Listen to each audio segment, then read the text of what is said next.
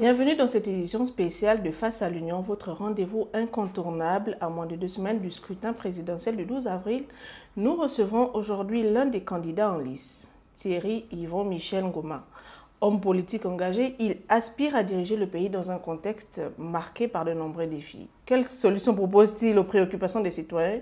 Nous allons l'interroger sans détour. Monsieur Ngoma, bienvenue chez nous. Alors, vous aspirez à la magistrature suprême. En 1 minute, quel est le message central de votre campagne et ce qui vous distingue de vos adversaires? Merci d'avoir effectué, de m'avoir adressé l'invitation. Et déjà, je suis, pour ceux qui ne me connaissent pas, je suis docteur Thierry Yvon Michel Ngoma, inspecteur principal municipal, ancien ambassadeur des droits de l'homme, et à juste titre ancien candidat à l'élection du président de la République à la dernière élection du 26 août 2023. Et aujourd'hui, je me porte à nouveau candidat à l'élection du président de la République 2025 sous les auspices d'une vision assez mitigée. Voilà. Quelles sont les raisons de votre candidature en 2025? Les raisons de ma candidature, elles sont simples et clarifiées par les faits et les actes posés sur le plan néfaste. Pourquoi je le dis? Parce que j'estime que il y a eu des choses qui ont été faites par l'exécutif datant, donc déchu. Et aujourd'hui, nous constatons avec regret la même recrudescence de tout ce qui était réalisé ou appliqué, mais vraiment sur le plan négatif. De quoi s'agit-il exactement? Pas au profit du peuple gabonais, mais au profit de l'exécutif. De quoi s'agit-il exactement? Écoutez, comme tout le monde, comme tous les Gabonais le savent, déjà primordialement, je parlerai des détournements de deniers publics, voilà, qui étaient activement manifestés et matérialisés par des faits réels dont la justice se sentait nécessairement incapable d'agir parce que simplement elle était aux ordres. Ça c'est primo. Secondo, j'estime que le peuple n'est pas jusque-là, n'a pas été entendu hier et aujourd'hui le peuple n'est pas toujours entendu. Même au cours de cette transition, les effets néfastes se distinguent d'elles-mêmes. Quels sont ces effets néfastes? Moi, j'estime que le Gabon a une constitution et la constitution gabonaise, selon le peuple, ne reconnaît qu'une seule institution qui est le président de la République et non de première dame.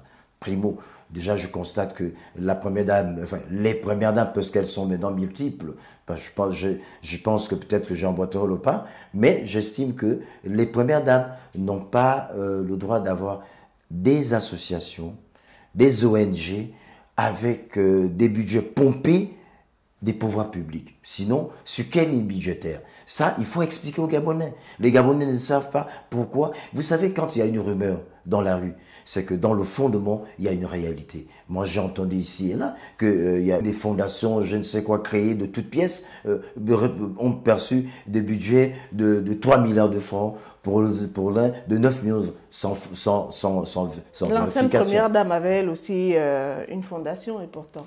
Oui. Mais tout ça, je vous dis, madame, je réitère, je m'adresse au peuple gabonais, je m'adresse à l'opinion nationale et internationale. La première dame n'est pas une institution. C'est des comportements utilisés dans des pays absurdes, dans des pays dont le droit n'est pas respecté. Alors, quel est le message central de votre campagne, justement, et qu'est-ce qui vous distingue des autres candidats? Parce que je suis le renouveau de la souveraineté du Gabon. Voilà. Qu'est-ce qu'on entend par là? Écoutez, c'est très simple. La rupture totale avec l'Hexagone, avec l'Occident, avec la France-Afrique, ça c'est moi. J'estime que dans un État souverain, tel que le Gabon, qui a fait sensiblement sa naissance, qui a pris son indépendance le 17 août 1960, à aujourd'hui, madame, vous comprenez, vous conviendrez avec moi que nous sommes souverains. Alors, cette souveraineté ne doit pas être de nom. Elle doit être une réalité fondamentale. Et je suis celui, je pense être celui, selon et au nom des Gabon, du peuple gabonais, de la lui conférer à tout et pour tout et dans toute sa splendeur. Alors, Monsieur Ngoma, l'économie gabonaise reste fortement dépendante du pétrole. Quelle est votre stratégie pour diversifier l'économie et créer des emplois durables? Nous devrions construire des industries. Nous devions regarder quels sont les secteurs assez touchés. Et ces secteurs assez touchés, tels que l'industrie du bois, on nous a vanté les mérites de l'industrie de la zone industrielle d'un coq. Qui est pourtant en fonctionnement? Oui, qui est en fonctionnement, mais qui malheureusement ne couvre pas l'étendue du territoire. Vous allez constater que cette zone ne peuvent pas régler la question du chômage de Port-Gentil, enfin de l'Ogooué maritime, de l'Ogooué-Lolo, de Haut-Ogooué, etc. Seulement au niveau de l'estuaire. Moi je dis à ce niveau, ils ont failli. La zone industrielle d'un coq devait se diversifier dans les 9 provinces, avec des sous-groupes, et qui devaient employer des Gabonais. À ce niveau, vous comprenez que le problème du chômage devait être au fur et à mesure réglé. Sur la question du chômage, j'entends réguler et diminuer le chômage en créant aussi, en favorisant autant pour moi, l'entrepreneuriat. Et comment allez-vous faire? Mais en demandant aux Gabonais de créer des entreprises sous fonds propres de l'État gabonais. L'État devait, sans intérêt, octroyer, pas comme l'ultime transitionnel l'a signifié dans son discours lors de sa prise de pouvoir, d'accord, lors de son investiture, qui avait vanté les mérites justement de donner des fonds aux jeunes Gabonais. La BCEG. Pardon? C'est la vocation de la BCEG, non? Mais malheureusement, c'est pas ce qui est effectif. Ah bon? Vous avez fait une enquête? Mais je fais une enquête, mes équipes ont fait une enquête, j'ai des économistes qui sont justement dans ces secteurs d'activité qui disent sur le plan théorique, ça y est, mais sur le plan pratique, il faudrait que vous soyez un cousin, un fils, un environnant du président de la transition pour bénéficier d'un avantage. Et moi, je dis non à ce niveau. Moi, je pense que la question du chômage peut être réglée à juste titre par la construction des industries et d'employer que les Gabonais. Faire virer tous les expatriés, et ça, c'est mon fort. Réduire le chômage, c'est aussi retirer des mains des expatriés le transport urbain et sur eux. C'est déjà le cas avec Taxigab, non? Mais non, Taxigab, vous savez, laissez-moi m'exprimer à ce niveau. Taxigab, c'est un projet sans fondement. Pourquoi vous le dites? Pourquoi? Laissez-moi vous dire que le Taxigab, l'État gabonais ne peut pas faire du B2B, du business to business envers un patriote, envers un compatriote. Moi, je suis sans emploi. Vous me demandez de venir vous donner 1,1 million. Je vais trouver ça où? Je suis pauvre. Je suis pauvre à cause de qui? À cause de l'État gabonais. Je suis pauvre à cause de qui? Je suis pauvre à cause de l'exécutif. Je suis pauvre à cause de qui? Je suis pauvre à cause des ministres qui ne font que onduler les enfants, les petits-enfants, dans le même méandre de la richesse, du vol des deniers publics. Et moi, je dis ça doit s'arrêter. Le Taxigab, c'est un faux projet. C'est un projet superficiel avec du vide à l'intérieur. Et donc, dès que vous serez président, Taxigab sera un projet aux oubliettes? Mais non. Je vais redonner à César ce qui lui revient de droit. Vous allez l'améliorer? Le Taxigab, je ne vais pas l'améliorer. Je vais mettre ce projet à la disposition des Gabonais. Alors parce que j'estime que Taxigab appartient aux Gabonais. C'est l'argent des Gabonais qui sert. C'est pas de l'argent de M. Oligui Nguema. C'est pas l'argent de la présidente du Sénat, du président de l'Assemblée nationale, ou bien même, je dirais, de M. Ndonsima, le Premier ministre de la Transition.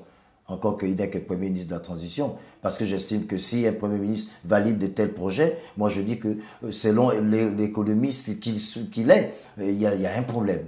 Voilà. Alors, la gratuité pour chaque Gabonais.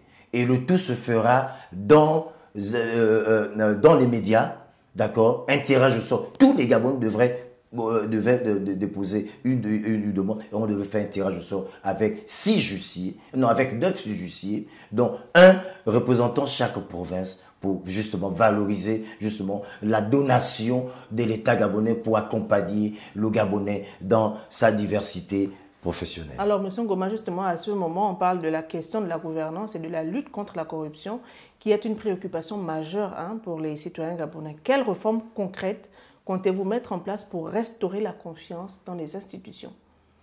Merci.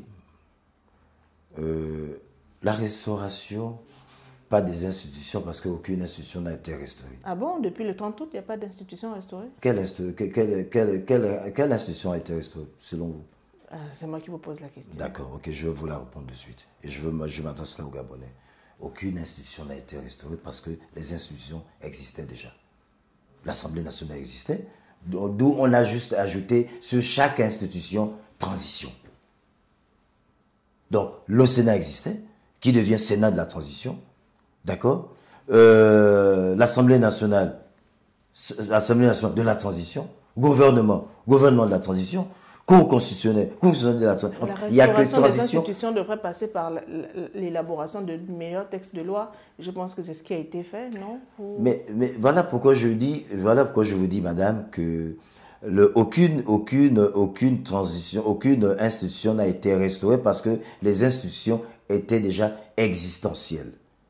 Ça, c'est primo.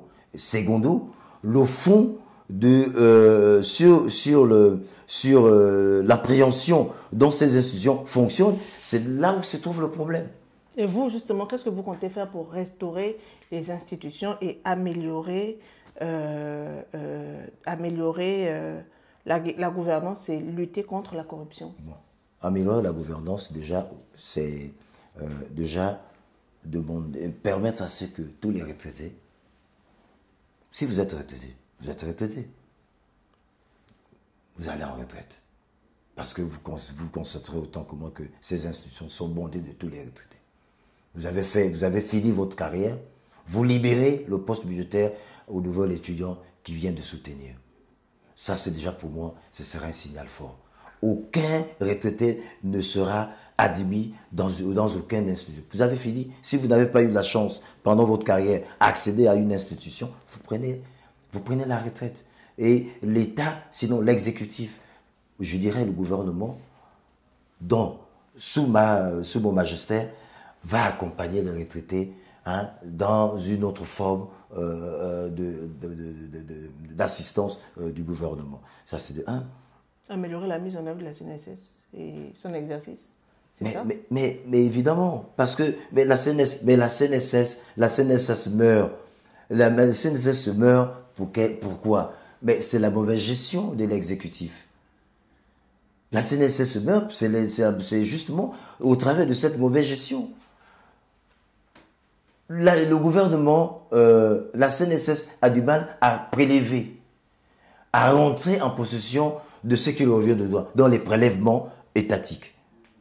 Pourquoi? Parce que l'exécutif s'arroge justement de ces prélèvements pour financer des projets obscurs. Et ça, nous le savons. Et donc, vous devez tout décentraliser. Justement, la CNSS doit faire son travail.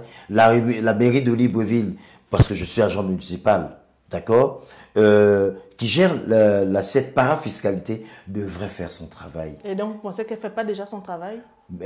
En miniature. Parce que personne ne me dira le contraire. Moi-même, je suis agent municipal. Nous sommes très mal payés. Vous savez, moi, je suis en catégorie 1, je suis en première catégorie, l'équivalent de A1 à la fonction publique, mais nous n'avons pas de salaire arrimé. Pourquoi? Parce que simplement, tout ce qu'on nomme pour gérer la mairie de Libreville ne vient pas servir, mais viennent se servir. Pour moi, c'est tous des voleurs. Bien sûr. Toutes les personnes portées à la tête de la mairie. Je dis bien, tous sont des voleurs. Pourquoi je le dis? Je le dis pour la simple raison que vous ne pouvez pas voir un agent municipal payé à monnaie de singe. Vous arrogez tous les privilèges. Donc vous voulez être président de la République pour améliorer les conditions de travail de tous les Gabonais et dans tous les secteurs d'activité professionnelle, étatique et privé. Et d'abord Parce que des là agents aussi, dans le municipaux. privé, il y a aussi une question. Parce que l'exécutif devrait accompagner des Gabonais qui travaillent dans le privé. Parce que ce que beaucoup ne savent pas, c'est que le privé martèle les Gabonais dans leur environnement de travail. Et ça, j'en ai fortement connaissance parce que j'ai mené des enquêtes là-dessus. Et je dis, ça doit s'arrêter. D'accord. Alors, le secteur de l'éducation et de la santé souffre d'un manque d'infrastructures et de personnel qualifié. Quelle sera votre priorité pour améliorer ces services essentiels? Bon, déjà, le service sanitaire déjà commencé à améliorer la qualité de la formation, la qualité de la formation professionnelle des agents de santé. Et Vous notez de la qualité de formation des médecins sortis de l'US? mais, madame, je vais être clair avec vous, et je vais être clair avec l'opinion nationale et internationale. Vous savez, dans mon projet de société, j'évoquais une question fondamentale en matière... Laquelle? Oui, j'en viens. Moi, je ne peux pas être président de la République, créer des structures de santé, conçu des structures de santé pour soigner des Gabonais. Je dis bien les Gabonais, y compris moi. Et moi, en tant que chef d'État, et ma famille, mes ministres, les présidents des institutions, ne se font pas traiter dans ces structures sanitaires.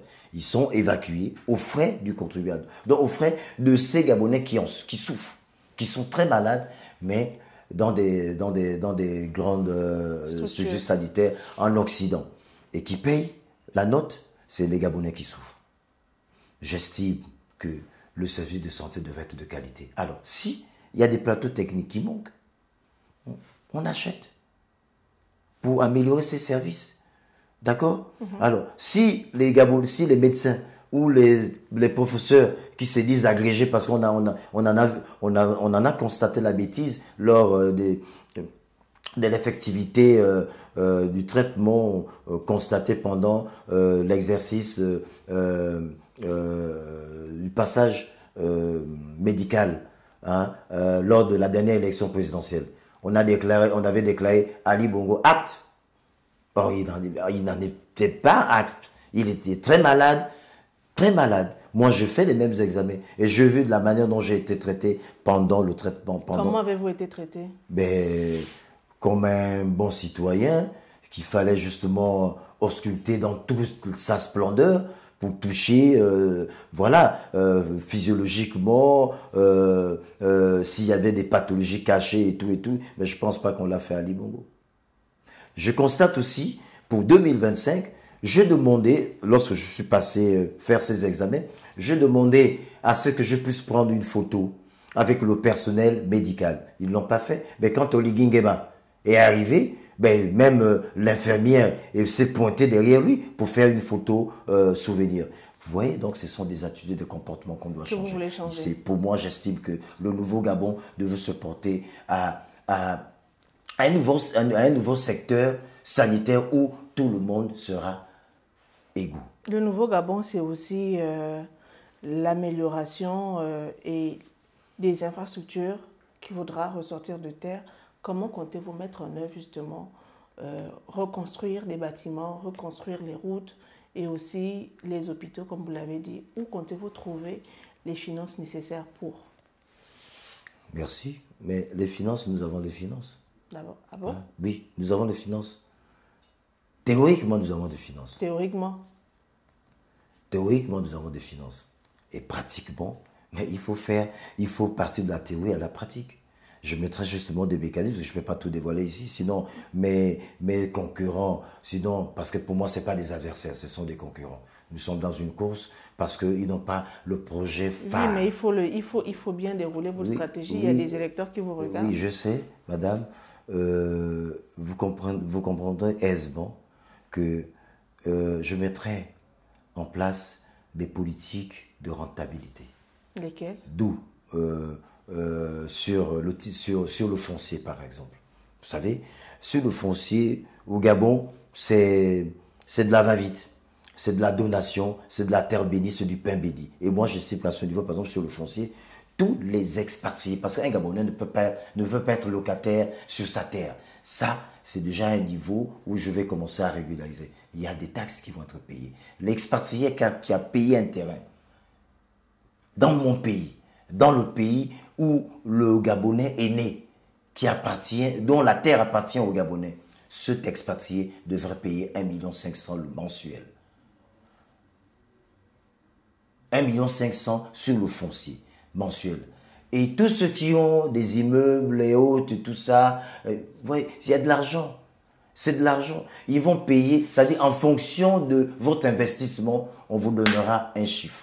Alors, M. Ngoma, à quelques jours de scrutin, quel message souhaitez-vous adresser aux Gabonais pour les convaincre de voter pour vous le 12 avril? Merci, madame. Mes chers compatriotes, nous voici venus au niveau où vous devez prendre la destinée du Gabon. Ce n'est pas moi, je ne suis qu'acteur. Et en tant qu'acteur, je vous apporte la solution. Pas la solution imaginative. Je vous apporte la solution pratique, qui est celle de sortir le Gabon sous la bannière, sous l'influence de l'impérialisme. Je suis panafricain. Je suis nationaliste. Et je suis contre l'Occident. Je suis contre la France-Afrique. Et mon cheval de bataille, c'est de sortir du Gabon, du franc CFA. Jusqu'à présent, nos richesses sont malheureusement confisquées par la France. Et pour moi, la France est un État où nous devions nous en défaire. D'où le renvoi de l'armée française de notre territoire. La restauration de l'exploitation de notre économie, dont le manganèse acheté par Eramet. Toutes nos richesses seront transformées sur le territoire national. Terminé avec les conventions léonines telles que Eramet, etc. Zone économique de Bangkok gérée par des expatriés, dont les Singapouriens, des Chinois, etc. dont les Gabonais sont malheureusement des esclaves dans ces champs. J'ai été, on ne me l'a pas raconté, j'ai vu.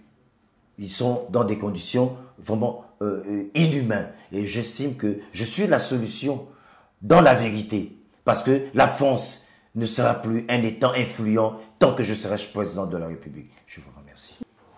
Vous l'avez compris aujourd'hui, nous avons reçu face à nous l'un des candidats à la présidentielle, M. Ngoma. Rendez-vous pris pour le 12 avril prochain. Merci.